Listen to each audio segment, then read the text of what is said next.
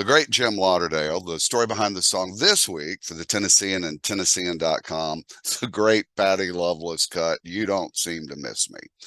I gave you a lot of compliments on a previous episode we did with a couple songs you had in the soundtrack of Pure Country, recorded by George Strait. But there's a compliment I decided to save till this episode. And I've told you this before. You do this thing where you just take one word and you go through a whole musical range and kind of slide the notes.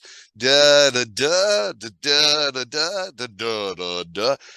Elvis could have recorded every song you ever wrote, Jim Lauderdale, and it would have expanded his catalog. And I put that one in this one. George Jones ends up doing, people say it's a harmony, but it's a double lead vocal to me. Yeah. Was it planned as a duet? Take us back to how you wrote this song and how the cut happened. I had written that song when I was living in Los Angeles, and and I was visiting the desert in Yucca Valley. I started going out to my friend and co-producer back then and bass player Dusty Wakeman had a place called Rimrock Ranch, and it was up about 10 minutes up the hill from a place I used to play at called Pappy or still do, Pappy and Harriet's Pioneer Town. Mm-hmm. And just such a great place. And I just still do love going out there and trying to write. And so I was up there and wrote You Don't Seem to Miss Me, came back. Now you're isolated. It's in the desert. You're out near Joshua Tree. Let's just get this setting. And you told me earlier you love to do it even on a full moon. Yeah. So inspirational out there. My favorite time to ride out there at night because you can wander around and you can read. I'm still old school and write stuff down in a notebook. And you can read it, it's like a dim sunlight almost. And so I came back and I had something real important, and a person real important to me is a man named Tim Coates.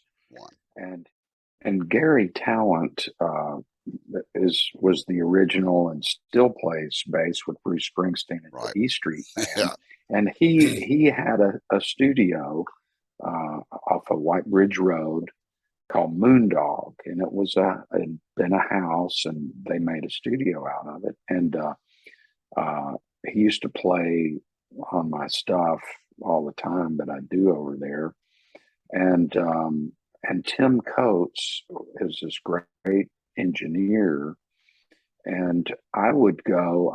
When I started having some luck with getting songs cut, and I was with Blue Water Music, I had a demo budget, and I would just constantly, as much as I could, just book studio time, book this great group of players, and whether I had something ready or not, I would just go in. And so I had You Don't Seem to Miss Me ready. So we went in and made a demo out of it. And Pat McMurray from Blue Water called me and said, "Hey, Emery Gordy Jr. and Patty Loveless are meeting with songwriters." And it was upstairs in a place. It used to be a bar restaurant, and I think you're talking about Toucan right there on Music Row. It was also called Sammy B's at one point. It's right next to Warner Brothers. Yes, or Master Phonics. Yeah, it's right across the street from there. Yeah. Yes, and so I went and I had several CDs with me with lyrics and everything, of songs that they were asking for, that I thought I'd play. And so when it was my turn to have the meeting with them, and I was getting ready to fly out that evening, I think I was going back to Los Angeles. And so we met, and I said, "Hey, how about blah, blah," whatever song it was. And Emery was like, yeah, we've heard that one. And I was sitting there thinking, oh, shoot, they've heard this batch of songs that I thought would be good. And I'm kind They're of, and basically they're they're, saying politely next. yeah, yes. And I thought, I don't know what I'm going to play. And, But let me get um, this straight so people will know you're probably playing some pre-recorded stuff. Tell me you had your guitar with you. oh, yes, Okay. because All right. All right. they did want to Yeah. hear some live Yeah. things too.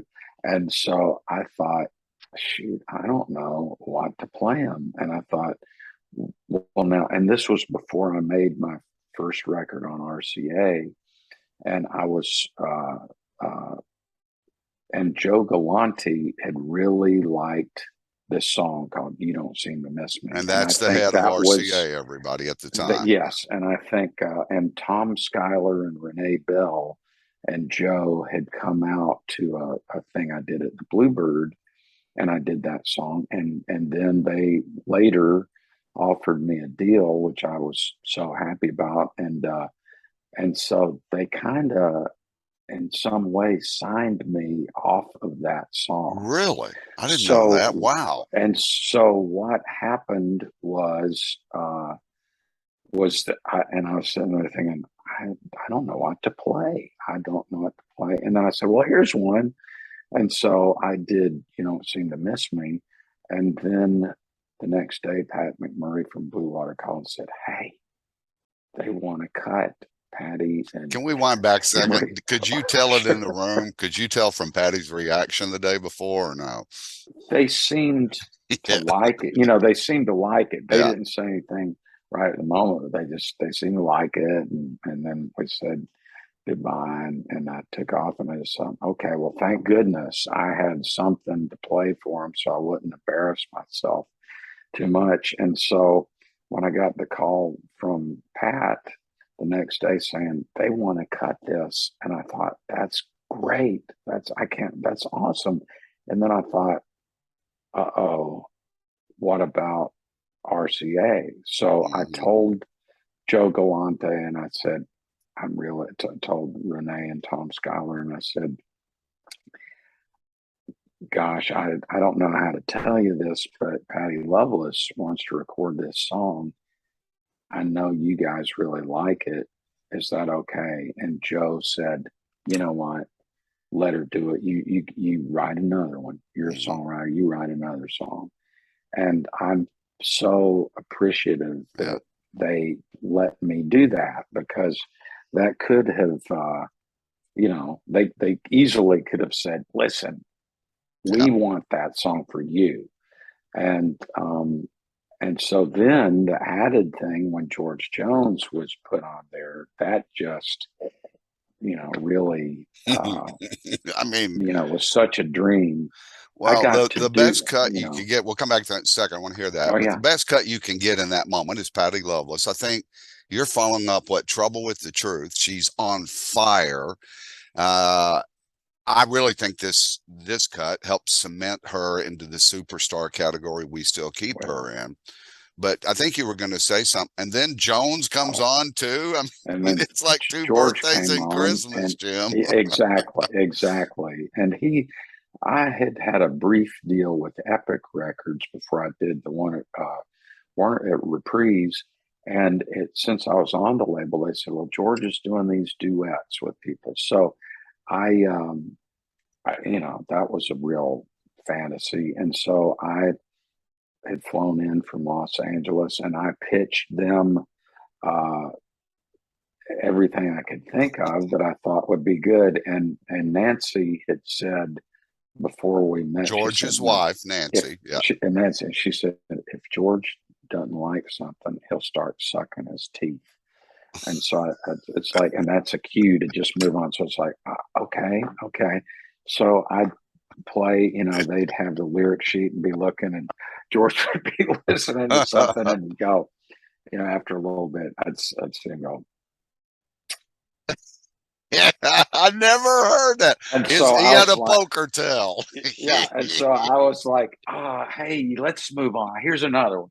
So anyway, we ended up cutting a song by Doodle Owens called Tavern Choir. We went in with Billy Sherrill. So I was still so happy. And then when I wasn't with the label after that, they just shelved it. And I was so disappointed. But then years later, they put out a record of all of these unreleased duets, and he had one with Tammy, one with Georgette, his daughter, and Keith Richards, and Alan Jackson, all these people, and so that was great that that finally came out. But I'll tell you, when I first heard it on the radio, "You Don't Seem to Miss Me," I pulled over and just cried.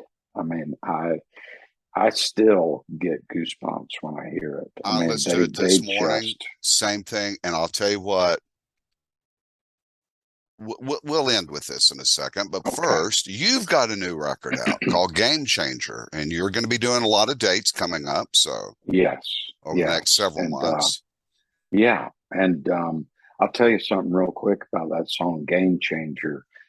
Craig Smith, this great guitar player that plays live with me and records with me, did a B bender solo. And for folks that don't know what that is, on a Telecaster, uh, uh, Clarence White and Gene Parsons, who were in the Byrds at the time, invented the saying. Marty Stewart has Clarence White's electric, his Telecaster, What? and it's got this original B bender. So when you hear Marty doing "meow, meow," you just push the neck That's the down and little, the yeah, strap, yeah, and it sounds kind of like a pedal steel guitar lick.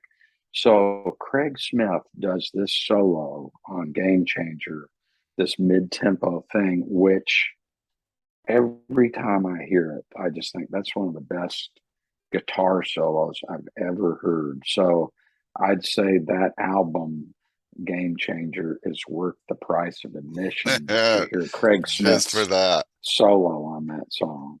And you self-describe it. You had done a record during COVID of hopeful, positive songs. It's called Hope. Is that the name of that album? Yes. We can get Yeah. that too at jimlauderdalemusic.com. But this is, I think you said after a couple songs, you realized this was just going to be a country album by Jim Oh, yeah. Lauderdale, which we all want to Definitely. hear, my friends. So, And I love it so much. And it's the kind of record too that I say, listen, I can play any of these songs on the Opry proudly. I'd go and which I love wow, playing the Opry that's so much. strong But it's coming like from you. this is, and I've got a follow up record, already done, one in the works that I haven't finished the lyrics yet, but I've got the music recorded for another follow up. So uh, I'm still have some other projects with Frank and Lily Mae Ritchie, a vocal group, Mhm. and bluegrass stuff, an unfinished Memphis record, and record I really want to finish with James Burton and Al Perkins. I put out one The years Elvis ago James with Burton, them. right? Yes, Wow. yes, and Okay. we did a record that came out, I think, in 2009. It's Mhm. called Honey Songs. So this would be the follow up to that, and so there's a bunch of projects, but country music is definitely uh, in the real forefront of those. Well, you've broadened our genre. You've helped popularize genres that needed attention from somebody like you.